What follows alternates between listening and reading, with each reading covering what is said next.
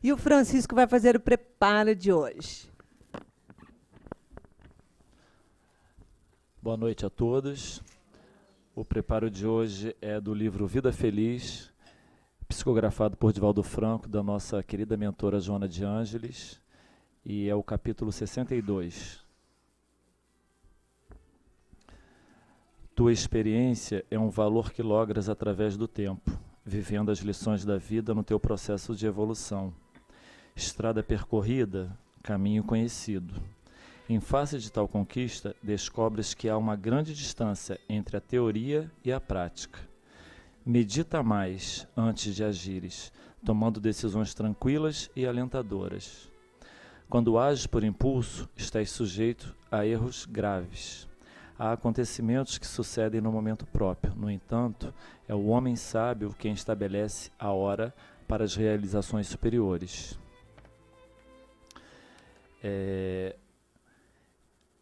A minha bisavó, que eu tive a alegria de conhecer, né, de conviver, sempre dizia uma coisa quando estávamos diante de uma situação difícil.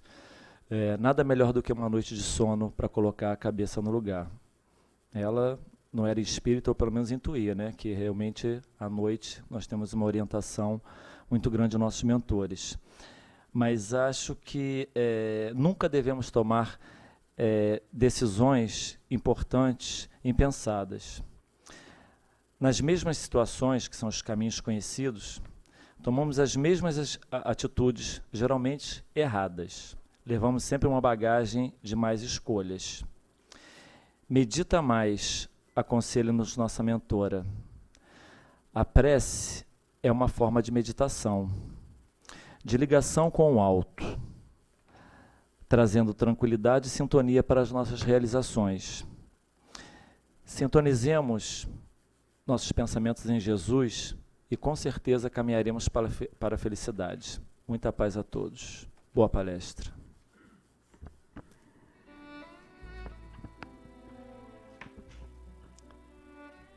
Jesus, mestre amoroso, amigo, que nos abençoa nesta noite, nos envolvendo em seu amor,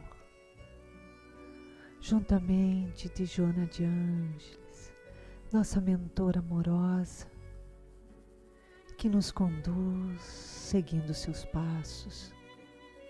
Pedimos-te, mentora, que com o seu carinho e a sua inspiração, envolva e inspire com a sua alegria o Sérgio Breves, amigo querido da nossa casa, nos estudos que ele nos traz na noite de hoje. Graças a Deus.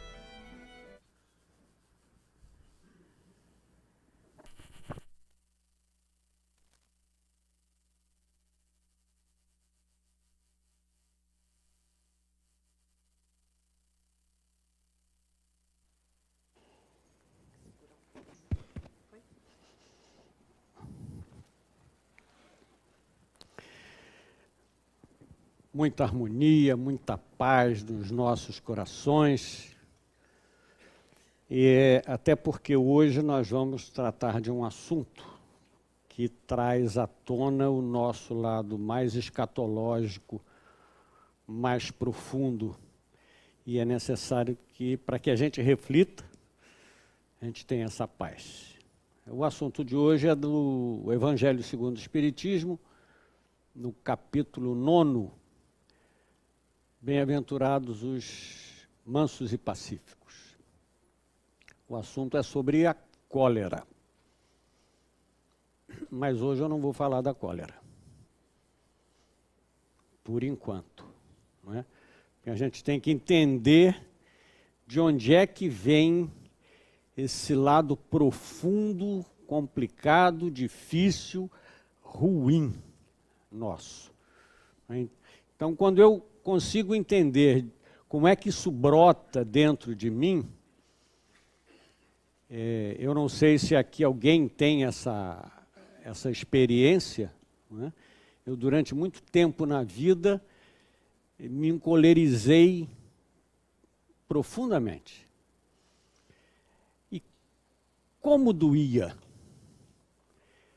Mas o problema é que doía, eu me prometia uma porção de coisas, não vou aloprar, não é? Quando, não sei se todo mundo conhece essa gíria antiga, não é? Os mais novos não conhecem, aloprar. Né?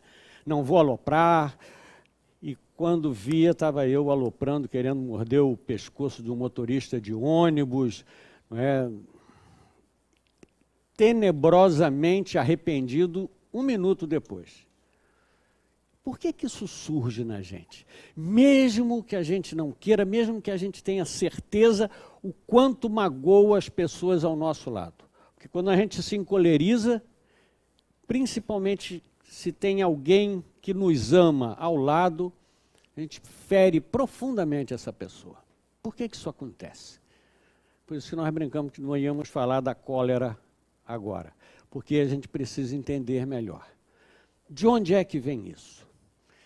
A cólera, ela é um reflexo de algo muito mais profundo que está conosco há muito mais tempo, desde uma época que nós não tínhamos a menor capacidade de raciocinar. Quando nós éramos lá de trás, ainda espíritos em evolução, que não éramos, segundo dizem os espíritos, não éramos nem espíritos ainda, nós tínhamos uma condição sine qua non na nossa existência, ainda hoje temos, a nossa sobrevivência.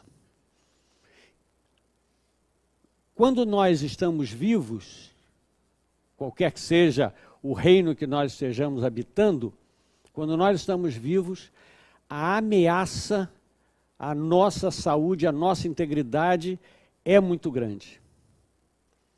Desde a árvore, desde a época em que nós passamos pela experiência no mundo vegetal, nós passamos pela ameaça constante da agressão, da destruição. Existe um livro muito antigo, A Vida Secreta das Plantas, escrita por um policial americano e um cientista russo. Os dois caminharam na mesma direção em termos de pesquisas e saiu esse livro. No sebo a gente ainda encontra. Né? Esse livro mostra o quanto a planta, o vegetal, que não tem sistema nervoso central, não tem cérebro para raciocinar, não sente fisicamente a agressão, a planta registra perfeitamente os nossos pensamentos com relação à agressão que nós venhamos a fazer a elas. Isso está nesse livro muito bem documentado. E esse policial, ele era especialista numa máquina de detectora de mentiras, que é uma máquina extremamente sensível. Né? E ele, numa experiência, resolveu colocar junto à planta, e o vegetal reagiu quando ele pensou em arrancar uma folha dela. E aí tem uma série de pesquisas em cima disso. Então, desde a época do vegetal, que nós, juntos a essas plantas, passamos a vivenciar o medo da agressão, o medo do risco de vida. Então, hoje, o ser humano, todos nós, nos preservamos. Temos um reflexo de defesa que não passa absolutamente nem pelo cérebro. Né? Se tivesse alguma coisa, alguma brasa que eu colocasse a mão, antes de eu raciocinar, o corpo já tinha se recolhido como um reflexo de preservação.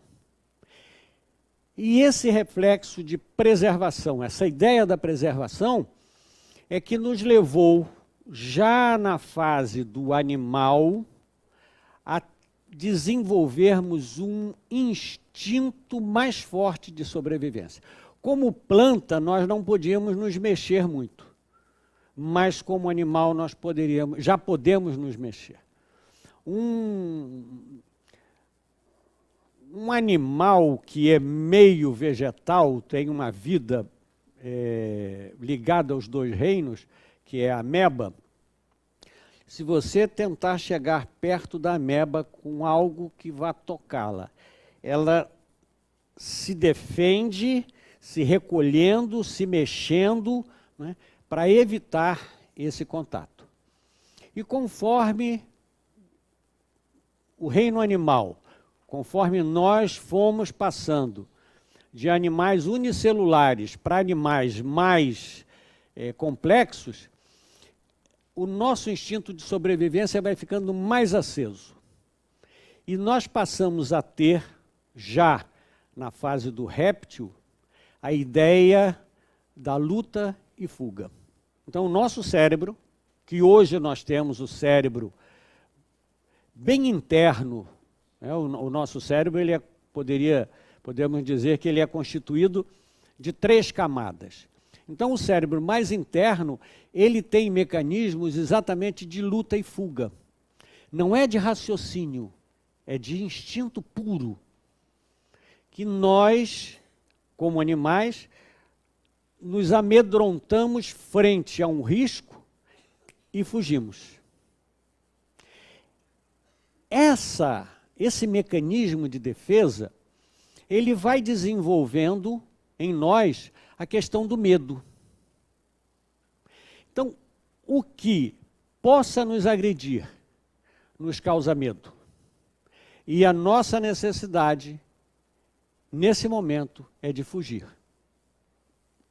Mas aí, agora eu vou falar porque quando eu disse que não ia falar de cólera hoje, embora o assunto fosse esse, a Iraci chegou a se encolher aqui, disse, meu Deus do céu, né?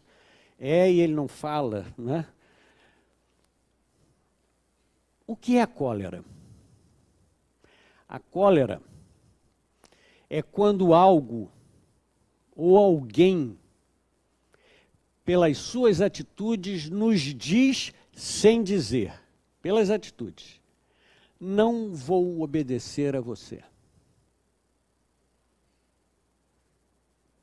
As coisas, as situações, as pessoas, quando algo nos diz, não vou obedecer a você, esse medo é tão grande, a ameaça, a nossa integridade é tão grande, que eu parto para a agressão como uma forma de defesa. É estranho, mas é a realidade. A cólera é o auge do nosso medo. É o auge do pavor. Eu gosto muito de, nesses momentos, raciocinar com a cobra, porque a cobra é bem o símbolo da cólera. Eu não sei se alguém já tem costume, lida com cobra, conhece cobra, lidou com cobra, né? Não existe cobra boa, cobra má, não é? Cobra irmã de caridade, cobra congregado mariano, não tem, cobra é cobra. Não é? Se ela puder, ela tiver chance, ela sentir que você se aproxima, mas ela sente, pelo instinto de sobrevivência, que ela pode fugir, ela vai fugir. Agora, se você chega tão perto, a ponto de colocar em risco a vida dela, ela agride. Não é de raiva, é de pavor. Naquele momento em que, se alguém já viu, né, tem filme, ela se encolhe toda, chega a tremer toda e dá o bote. Nesse momento, é o auge do pavor dela. Não tem nenhum sentimento de raiva ali. É defesa. Só que nós não somos mais cobra. O nosso cérebro já evoluiu muito além do cérebro da cobra. E nós percebemos, né, quando alguém nos enfrenta, que aquilo ali é um risco imenso. Então é preciso que nós, a partir de agora, quem ainda tem essa questão da cólera, do desequilíbrio, do destempero, o nome que a gente queira dar, se ainda tem isso em si, um conselho: observe e aceite a sua fragilidade.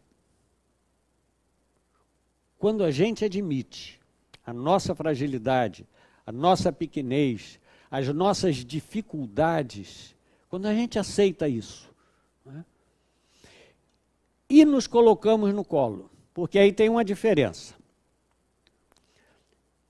Quem está falando aqui agora, e quem está ouvindo aí, pesando, pensando, repensando, somos nós adultos. Adultos, que pesamos, temos ética. Mas quem tem cólera, quem entra em cólera, quem se desequilibra, somos nós com 2 anos de idade. Quando eu aloprava, não era o Sérgio adulto que pensava, né?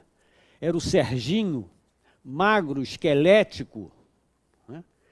Que tinha que enfrentar uma porção de desafios frente à vida com 2, 3 anos. A gente faz isso. Quem entra em cólera, quem entrava em cólera, quem sentia esse medo, esse pavor, era o Serginho de 2 anos de idade. E que hoje, adultos que nós somos, quando nós enxergamos e admitimos essa criança pequenininha, que nós já fomos, e que já apanhamos na escola, que a mãe já deu uma palmada, uma série de... Cada um tem uma experiência dessa de infância, né? Quando nós admitimos a nossa fragilidade, pegamos essa nossa criancinha interna e damos a mão para ela, ela vai se sentir mais forte, porque somos nós, adultos, que temos condições de nos proteger. A proteção de fora é muito boa. Nós nos lembramos de quando éramos pequeninos, não é? De um pai, de uma mãe nos colocando no colo, nos protegendo. Isso é muito bom. Mas hoje, nós não temos esse pai, essa mãe, essas pessoas já se foram. E nós somos adultos, donos da nossa vida. Então somos nós adultos que temos que colocar essa criança frágil e indefesa no colo. Somos nós que precisamos entender isso e admitir a nossa fragilidade. Quando nós admitimos isso, nós tiramos das costas um peso imenso. Imenso. Se nós raciocinarmos com reencarnação, nós vamos ver que temos dentro de nós muitas crianças. Em cada existência, uma criança pequenininha que já passou por poucas e boas. E tudo isso está gravado em nós. Todas essas crianças que nós já fomos, com todos os medos, com todas as dúvidas, com todas as dificuldades, estão gravadas em nós. Então o medo é a base dos nossos sentimentos. E quando essa criancinha, ela se sente confrontada, repetindo, é ela que entra em cólera. Porque, eu não sei se vocês se lembram de fase assim de infância, na minha época, não tinha no subúrbio, não tinha essa facilidade do picolé. Que bom, eu me lembro, passava uma carrocinha, um camarada vendendo que bom. O pessoal de cabelo grisalho se lembra disso, os mais novos não. Né? Passava uma carrocinha com um camarada vendendo que bom. E que bom era muito caro. Né? Era muito caro. Para quem era, então, assim, numa situação financeira difícil, né? A gente chupava um picolé a cada verão. Né? Passava o camarada porque ele chupava um e não tinha mais dinheiro para o outro. Né? Você já imaginou essa criança pequenininha querendo chupar um picolé de chocolate? Eu falei aqui, já ficou com a boca cheia d'água. Eu me lembro da minha infância, não é? Um picolé de chocolate e o pai falar que não ia comprar, isso dói toda a vida. Naquela hora, se a gente pudesse, com 3, 4 anos de idade, a gente matava o pai de ódio, não é? É a realidade.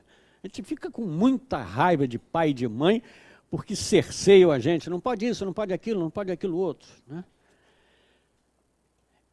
A cólera não é do adulto, a cólera é dessa criança que foi cerceada.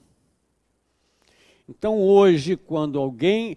Eu sou muito repetitivo, até já falei por que eu sou repetitivo aqui, né? Por causa de um professor de eletrônica que eu tive, era coronel do Exército, né? Se tiver algum coronel do Exército, aí me desculpe, né? Mas ele era coronel do Exército e ele explicava, né? Ele dava aula de eletrônica, ele explicava, tinha uma ideia central da aula, ele ia lá e digregia e voltava nesse ponto aqui. Aí ia mais adiante e voltava no ponto. Aí um dia alguém perguntou, mestre, por que o senhor vai e volta, vai e volta, vai e volta? Ele disse, porque comigo acostuma ou aprende, não é? Então eu gosto muito de repetir, porque a gente precisa acostumar ou aprender, não é? Eu vejo isso dentro do consultório, toda semana, às vezes vai a pessoa lá, fala a mesma coisa, você explica, mostra, aí na semana, aí quando ela sai, espero que tenha entendido, né?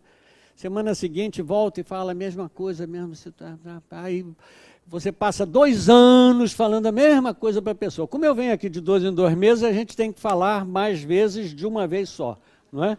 Para ver se a gente aprende ou acostuma. Então, entendam, e é bom que a gente pense assim, quando eu sou confrontado, essa pessoa está colocando em xeque o meu medo de ser esmagado. E será que eu, adulto, tenho medo de ser esmagado? Será que o que essa pessoa está me dizendo de diferente é tão ameaçador? Porque o adulto tem uma capacidade de raciocínio. Todos nós temos uma capacidade de raciocínio. Todos. Nós conseguimos, no nosso desenvolvimento psicológico, desde pequenininho, nós conseguimos ir estruturando o nosso pensamento, o nosso cálculo matemático. Então, não somos nós que alopramos, não somos nós que entramos em cólera, é essa criança pequena. Ok, então, já entendemos isso. Alguém não entendeu? Não, a gente repete tudo isso de novo, ainda tem tempo, né? Mas então, ok, está explicado, já entendi, não é? É o meu medo que é a base da minha cólera, né? E daí, né? Como dizia meu neto, e o Kiko? Né? E o que eu faço com isso? Né? Bom, nós estamos aqui nessa existência para nos melhorarmos, para progredirmos, para crescermos. Então vamos pensar em cima disso, porque a cólera, ela fere muito as pessoas que estão à nossa volta. Mas ela é tenebrosa para nós. Quando eu alopro, quando eu entro no processo de cólera, né, a primeira pessoa a ser prejudicada sou eu. Eu tenho um desequilíbrio orgânico completo. Completo.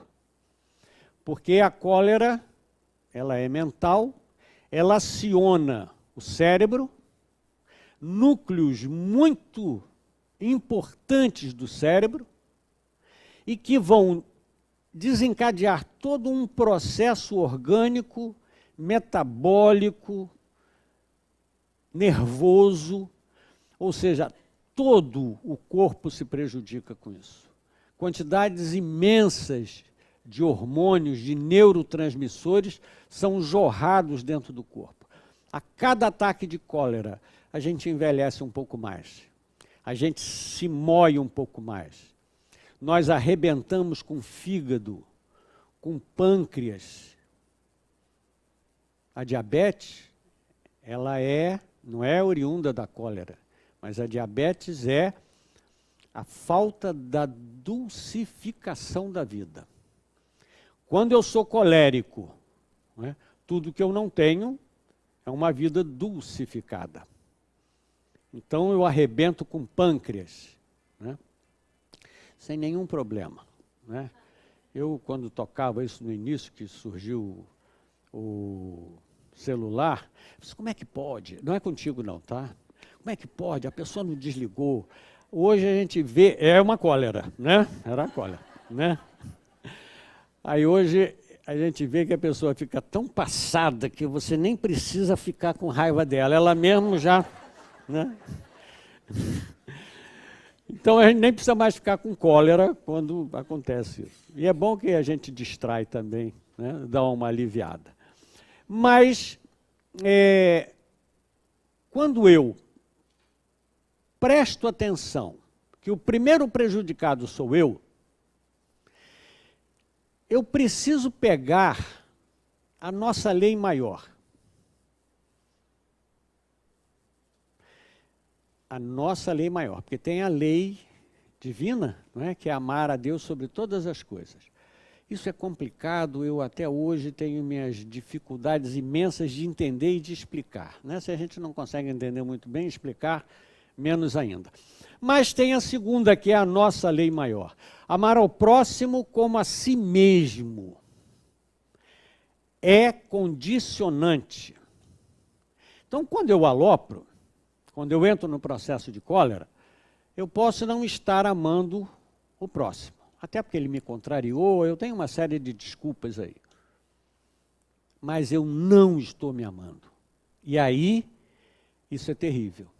Não é porque eu vá pagar isso do outro lado, vou arder no mármore do inferno, não é nada disso. Não é? Quando eu tenho cólera, eu já estou me machucando profundamente e indo de encontro a essa questão do alto amor.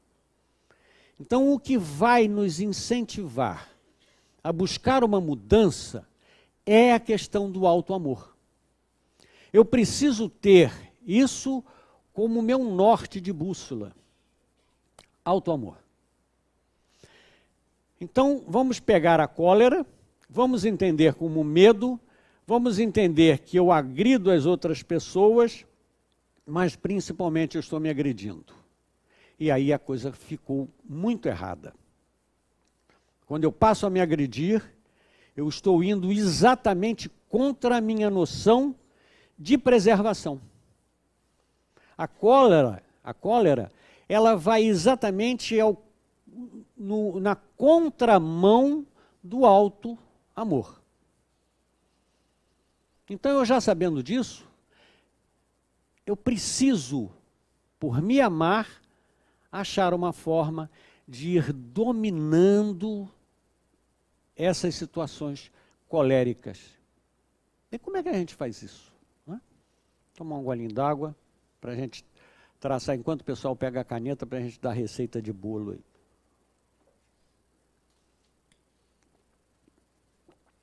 A receita de bolo. Não tem. Né? Cada um vai bater da sua maneira. Mas nós temos 4 ingredientes aí para colocar nesse bolo. Cada um vai fazer do seu jeito. Né? Primeiro ingrediente fundamental, eu me olhar. Eu preciso me olhar. Eu preciso ter consciência. Eu preciso parar e perguntar para mim mesmo, quem sou eu? Por que que eu perco as estribeiras? Por que que eu alopro? Por que que eu entro em cólera? Por quê? O que é que serve de gatilho para disparar essa cólera em mim. Então eu preciso me entender. Eu alopro quando a Iraci olha para mim e fala assim, não gostei. Foi isso? Foi. Ela costuma falar isso sempre para mim? Costuma. E eu sempre alopro quando ela faz isso para mim, fala isso para mim, alopro. Então eu já sei que quando a Iraci olha para mim e fala assim, não gostei, eu entro num processo de cólera. O problema não está na Iraci, o problema está em mim. Vou sair da Iraci e vamos para a sogra agora, né? Vou deixar você em paz, né? Eu vou para a casa da minha sogra, ela joga uma piadinha. Todo final de semana. Todo final de semana eu alopro e estrago o almoço de domingo. Ela não vai mudar. E aí o que eu faço com isso? Continuo aloprando? Continuo me envelhecendo? Continuo arrebentando rim, fígado, pâncreas, tudo que tem direito? Ou eu, conhecendo isso, é o primeiro ingrediente, né? Ou eu, conhecendo isso, puxo para mim, vou puxar para mim, o direito e o dever de mexer em mim. Nela não adianta. Que eu já briguei, já falei, já me aborreci, a minha esposa já falou, né? O meu cunhado, que vai também lá no domingo comer o franguinho que ela faz, também já falou, mamãe, não faz um negócio desse. E ela faz, né? Eu estou usando sogra porque é uma coisa que sempre dá ibope, né? Sogra. A minha, graças a Deus, é uma pessoa boníssima. As duas sogras, engraçado, né? Eu tive duas sogras. A sorte da minha esposa é que eu não casei com a primeira sogra. Senão eu estava casado até hoje, né? Casei com a filha dela, aí não deu certo, né? Mas a sogra não vai mudar, né? A Iraci não vai mudar, a outra pessoa não vai mudar. Então sou eu que preciso conhecer o que é que aquela pessoa faz, o que é que aquela situação que acontece faz que me tira do sério e me leva à cólera. É o primeiro passo, o primeiro ingrediente, me conhecer.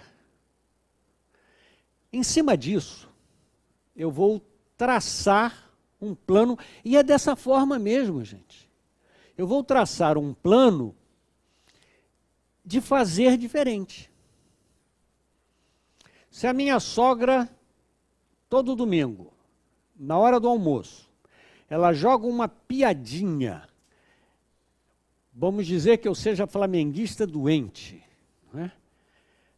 Eu tinha uns amigos que eram flamenguistas assim, que a gente provocava eles na escola e eles nunca entenderam que aquilo era provocação, eles alopravam todas as vezes. E como o aluno não vale nada, não é?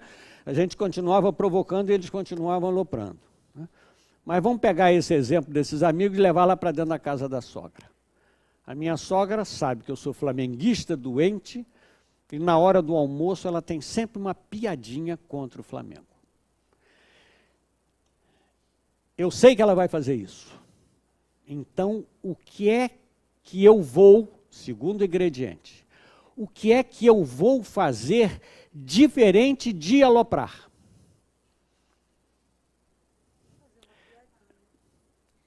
Eu diria isso. Eu diria que eu ia treinar um sorriso amarelo enigmático, né? Aí eu treinava, ia para frente do espelho, assim, né? Treino, segunda opção, né? É treino. Eu vou planejar, vou treinar, fazer diferente, porque eu não posso ser pego de surpresa. E às vezes eu não sou pego de surpresa. Às vezes eu sei que a pessoa vai fazer aquilo, mas aquele garoto pequenininho, pirracento, acha que quem tem que não fazer é a outra pessoa. Então a gente teima, alopra 1, 2, 10, 15 vezes, continua brigando, sofrendo, esperando que a outra pessoa não faça aquilo. Ela faz. Aí eu treinei o sorriso amarelo. E fui para a casa dela com um sorriso amarelo na manga aqui, né? Aí você serve a esposa, não falei nem para a esposa, né? Que é para não correr o risco dela fofocar para a mãe, né? Olha, ele está preparando um negócio para você. Não. Eu comigo. Aí ela coloca lá, quando vai servir o franguinho maravilhoso, ela vira e diz: olha, gente, isso é um franguinho, não é um urubu depenado, né? Aquela piadinha bateu aqui, porque incomoda, né? Eu não me transformei, eu me planejei, mas não estou transformado. Não mudei em absolutamente nada. Nada, não mudei. Só planejei. Aí ela vai, fala piadinha. Aquilo incomodou, mas eu estou com a carta na manga. Aí eu viro para ela e você assim...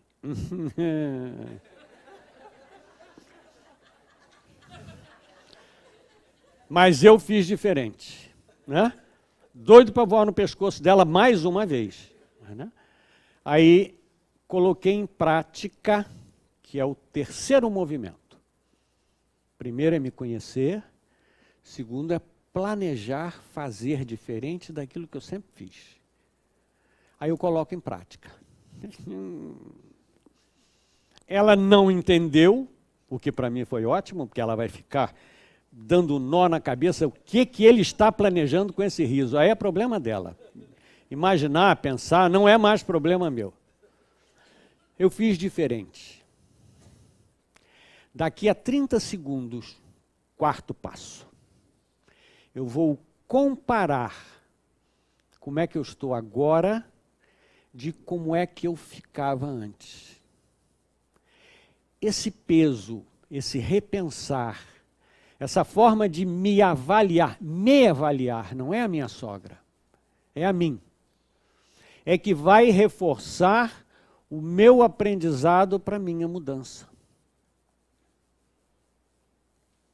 O nosso aprendizado, desde pequenininho, nós não nos lembramos de quando a gente começou a botar o pescoço em pé na cama, né? Depois como é que a gente se virava.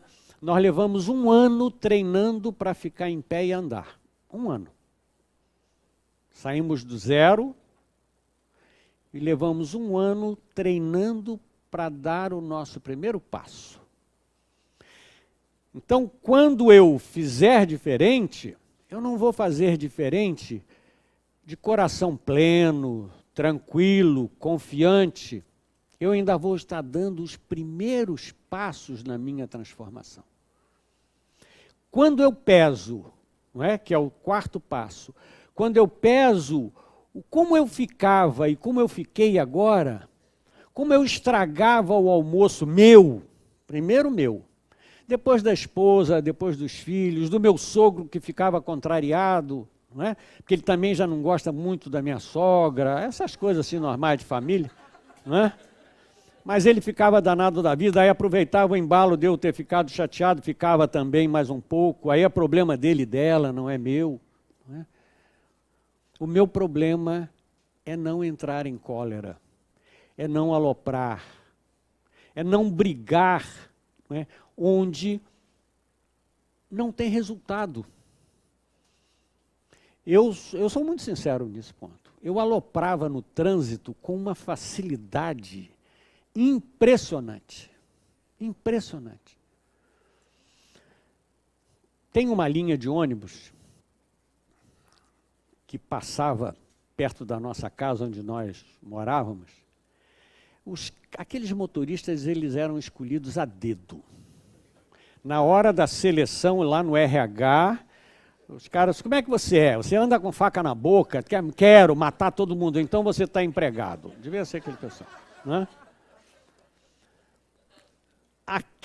Quando eu vi aquele número, eu ficava arrepiado.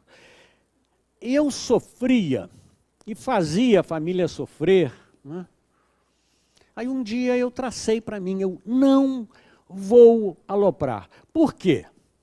Eu tenho que também me explicar, não é? Eu não vou aloprar e tem uma varinha de condão, vai plim, não aloprei mais. Não é isso. Aquele camarada, ele está atrás daquele volante naquele barulho, naquele calor de subúrbio, não é? Há anos, de 2 em 2 minutos, ele escuta aquilo assim. É